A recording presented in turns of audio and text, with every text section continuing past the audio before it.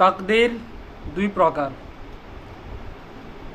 আল্লাহ তাআলা বলেন ফাকাদ্দারাহু তাকদীরা, বনি আদমের তাকদীর আল্লাহ তাআলা নির্ধারণ করে দিয়েছেন। তা হলো দুই প্রকার, এক তাকদীরে মুবরাম, আরেকটা তাকদীরে মুআল্লাক।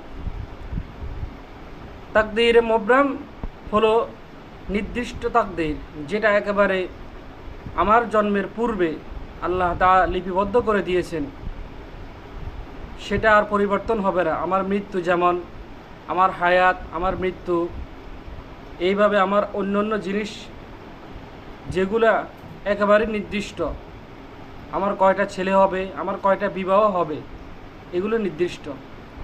নাম্বার দুই তাকদীরে মুআল্লাক। মুআল্লাক হলো আমি যদি বাজারে যাই তাহলে আমি অমুক জিনিস পাবো, আমি যদি রাস্তায় যাই তাহলে আমি এটা দেখব, এটা খাবো। এইভাবে বিভিন্ন কাজের মাধ্যমে আমি কিছু কাজ পেতে পারি, কিছু কাজ অর্জন করি, সেটা হলো তাকদীরে মুআল্লাক। আল্লাহ তাআলা আমাদেরকে বোঝার তৌফিক দান করুক।